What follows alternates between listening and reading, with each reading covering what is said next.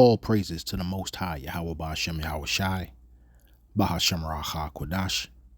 Double honors to the elder apostles and elder bishops of Great Millstone who rule well. Peace and salutations to the hopeful elect, scattered throughout the four corners of the earth, laboring in his truth in all sincerity. Psalms 81:3. Blow up the trumpet in the new moon, in the time appointed, on our solemn feast day. So let's get right into it, and let's look at this word for new moon. So as we see here, blow up in the new moon. In the new moon, the Hebrew word is chodesh. That would be pronounced chodesh in the modern Assyrian script, the modern Hebrew language. Strong's H2320. Chodesh. Chodesh. And we see that chodesh means the new moon, month, monthly, the first day of the month, the lunar month. Strong's definition, the new moon, by implication, a month, monthly, new moon, basically meaning that the new month always comes in when the new moon comes in. The night of the new moon starts a brand new month. So with that being said, once again, we see that their word is chodesh. If we was to look at this in the Lashon Kodash, we would see that it's not too much different in the Lashon Kodash. There you see Ba Chadash. Once again, theirs is chodesh. Ours would be Chadash. Ba Chadash meaning in new moon or in the new moon. So let's go back to Psalms 81:3 here. Blow up the trumpet in the new moon, in the time appointed, on our solemn feast day. Now let's look at this phrase here, in the time appointed. And we see that their word is kese. Kese, if I'm pronouncing that correctly. Strong's H3677. Kese.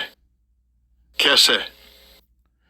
And once again, that's not too much different than how we would pronounce that in the Lashon Kodash. Here you see Ba Kasa. Theirs is Kese. Ours is Ba Kasa, meaning in time appointed or in the time appointed.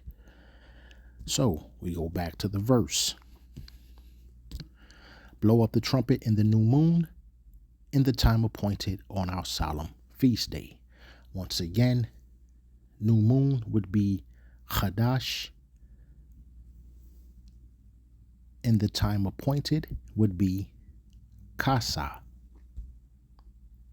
But now let's look at in the time appointed and what it actually means. Outline of biblical usage, full moon. Strong's definition, properly fullness or the full moon, i.e. its festival.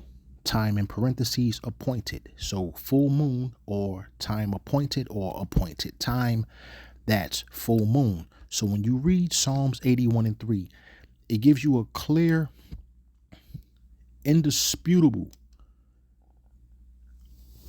scenario where new moon and full moon are used in the same verse, which denotes that those are two completely different moon cycles. Let's read this right here in the NLT, Psalms 81:3. Blow the ram's horn at new moon and again at full moon to call a festival. So in no uncertain terms, we see that the new moon and the full moon are two different moon cycles. Two different Hebrew words. Once again, Chadash for new moon, Kasa for full moon or time appointed. Let's get some more understanding on this by going to Proverbs 7:20. And just to get some understanding of the particular chapter here, this is about a harlot whose husband has gone away, and she's telling a guy that she's dealing with now. She's dealing with the guy while her husband is away. And we'll just start from verse 18, but we'll stop at 20, but just for the understanding of what this is saying. Come, let's drink our fill of love until morning. Let's enjoy each other's caresses. For my husband is not home. He's away on a long trip. He has taken a wallet full of money with him and won't return until later this month. That is in the NLT, verse 20. We see at the end of month, we see the FN right there in brackets in very small letters. So let's look at what this footnote says for until later this month. Hebrew, until the moon is full. Now let's look at this in the KJV. He hath taken a bag of money with him and will come home at the day appointed. So we see in the KJV it says at the day appointed. We see here in Proverbs 7 in the NLT, he won't return until later this month. Once again, the footnote says until the moon is full. We look at the day appointed in the interlinear here, and we see Yom at day, or Yawam is how we would say it in the Lashon Kodash. Kese, once again, the appointed. Kasa, the appointed, meaning full moon. Once again, full moon. So, we're understanding here that if she's telling this man that my husband is away on a long trip, or he's away on a long journey, as it states in verse 19 in Proverbs 7 and 19, he's away on a long trip. He won't return until later this month. And if we understand that the new moon starts the new month, if she's telling this guy here that he won't return until later this month, and we see that the Hebrew there, once again, that would be full moon, or when the moon is full.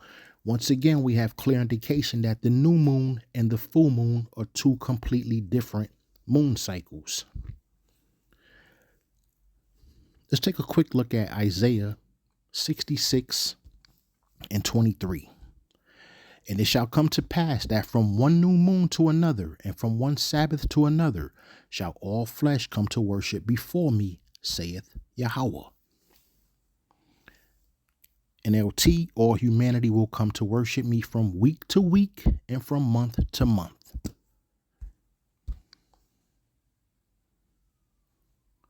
So, from one new moon to another would be Chadash Ba Chadash.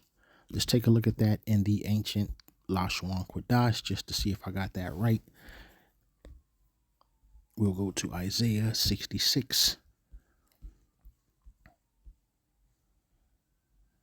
and 23. And slightly wrong, but not by much. All right, so there you have it right there. Top right, that's Chadash Ba Chadashwa. So that would be from one new moon to, or from one new moon to the next, or from one new moon to another, but that's Chadash Ba Chadashwa. So, new moon, Hebrew word is Chadash. Full moon, Hebrew word is Kasa. We can go to verses like Psalms 81 and 3, Proverbs 7 and 20, and we can get a clear understanding that those are two completely different moon cycles or moon phases, the full moon and the new moon. We get a even more understanding from going to Isaiah 66 and 23, which Isaiah 66 and 23, once again, the Hebrew word for new moon is Chadash. It does not say Kasa Ba Kasa there. It says Chadash Ba Chadash, from one new moon to another. It doesn't use the words interchangeably, Chadash and Kasa. It clearly says Chadash Ba Chadashwa, from one new moon to another, or from new moon to new moon.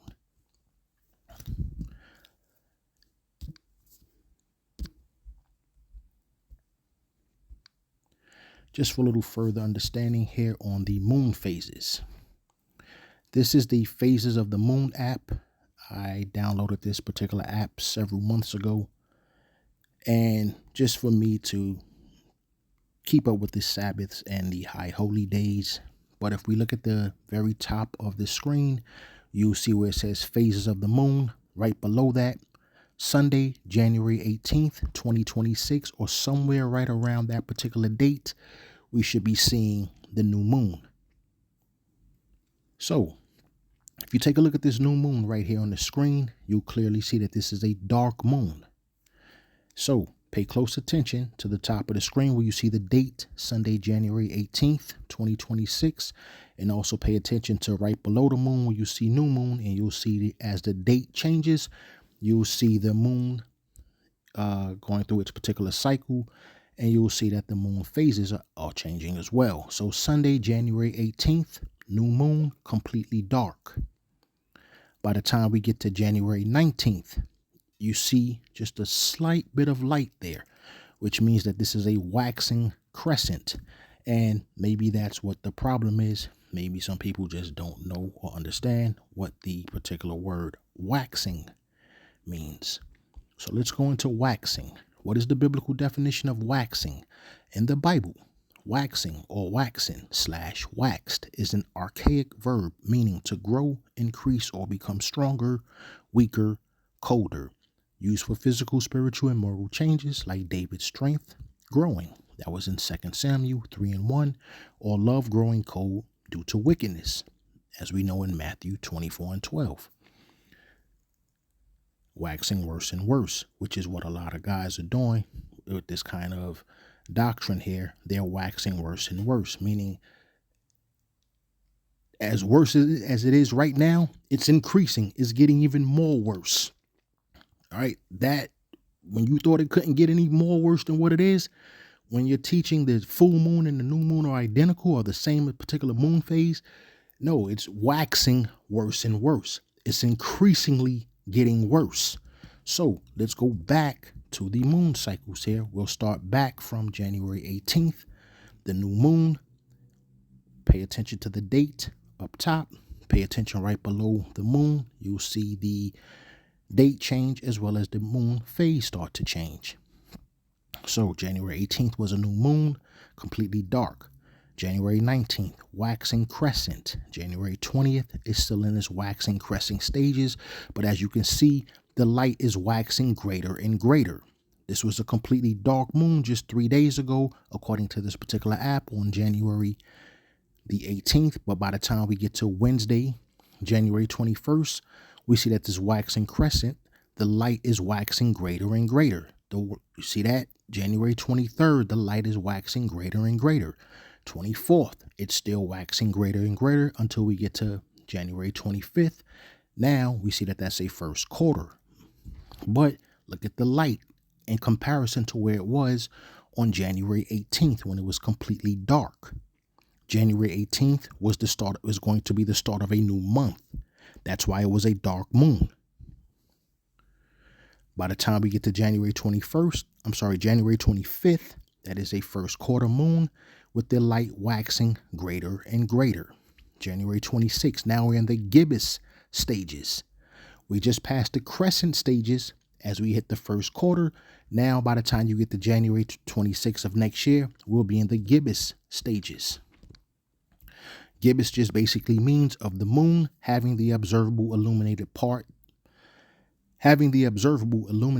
greater than a semicircle and less than a circle. So yes, it's greater than the crescent, but it's not greater than the actual circle that we're about to see here very shortly. So by the time we're in January 26th, we are still in the waxing gibbous stages of the moon. The 27th, same thing. The light is waxing greater and greater. It's still waxing greater and greater by the time you get to January 29th, January 30th, January 31st. We're still in the waxing gibbous stages. February 1st, full moon. The moon now is completely illuminated. This happens roughly 2 weeks after. As a matter of fact, it's exactly 2 weeks. January 18th was a dark moon. That was a Sunday. That's going to be on a Sunday. That's going to be a dark moon. 2 weeks from then, Sunday, February 1st, that's a full moon. It's fully illuminated. Let's go to Ecclesiasticus chapter 43. For the moon is a sign of feasts, a light that decreaseth in her perfection. So, January 18th, new moon. By the time you get to February 1st, the moon is at its perfection right now. Now let's watch to see what happens once the moon reaches its perfection midway through the month. Now we can see Sunday, February 1st, there's a full moon, or there's going to be a full moon. By the time you get to February 2nd, now it's in its waning gibbous stages. Waning meaning the complete opposite of waxing. Waxing meaning to increase or to grow. Meaning to, in this particular case, when we're dealing with the moon, it's increasing in light. When it was in its waxing crescent and waxing gibbous stages, it was increasing in light. Now we're in our waning gibbous stages, meaning the light is going to start reducing. So February 2nd, we can see that the light is waning. It's losing light. Why is it losing light? For the moon is a sign of feasts, a light that decreaseth in her perfection. So when it reaches its perfection, which is going to be somewhere around February 1st, we'll see the waning gibbous starting to come in. Here we are now, February 6th. We're still in waning gibbous stages. February 7th, it's still waning. February 8th, it's waning. Last quarter by the time you get to February 9th of next year. Now, let's look and see what happens next. By the time you get to February 10th, now you're in your waning crescent stages. Why is the moon still decreasing in light? Why is it losing its light? Well, let's look back at Ecclesiasticus chapter 43 and 7. From the moon is the sign of feasts, a light that decreaseth in her perfection. It's decreasing right now after it's reached its stage of perfection, which was the full moon that we're going to see on February 1st or sometime right around that particular date. So February 10th, we're now in our waning crescent stages. February 11th, 12th, 13, waning crescent. 14, waning crescent.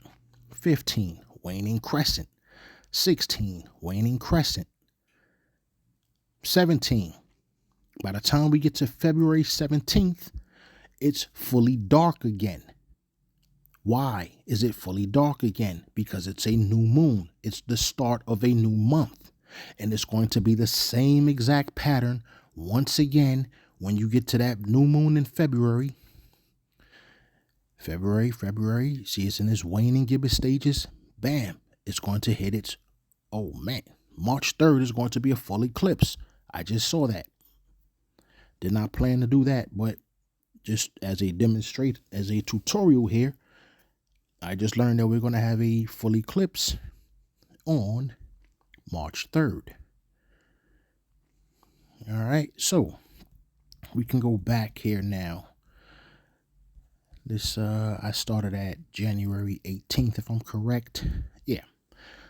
So let's look at this real quick without me actually doing any particular background commentary to this, so you can just take a look at the dates yourself and the moon phase that it's in. Once again, we're going to start at January 18th, new moon. That's why it's dark, meaning a new month is starting somewhere around Sunday, January 18th, 2026. And we see it's waxing.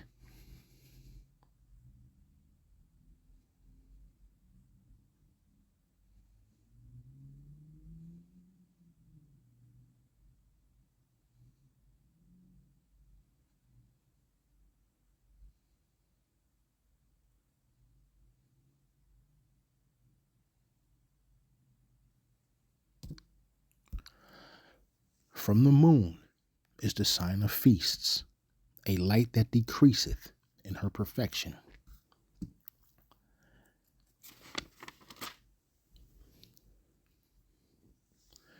Let's take a look at Ecclesiasticus chapter 39, verse 12.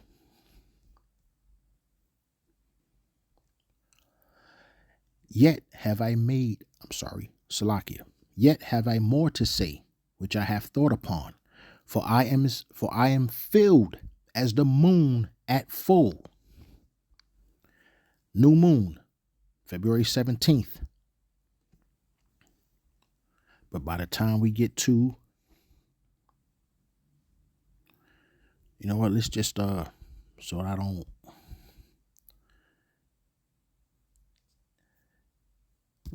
once again, Ecclesiasticus 39 and 12. Yet have I more to say which I thought upon, for I am filled as the moon at full. That is what that scripture is talking about. For I am filled as the moon is full, meaning the moon when it's full is full of light. That's the proper understanding of Ecclesiasticus chapter 39. That's exactly what he's talking about when he's basically saying that he's full. He's full of light. But I would have to read the actual, if we read here,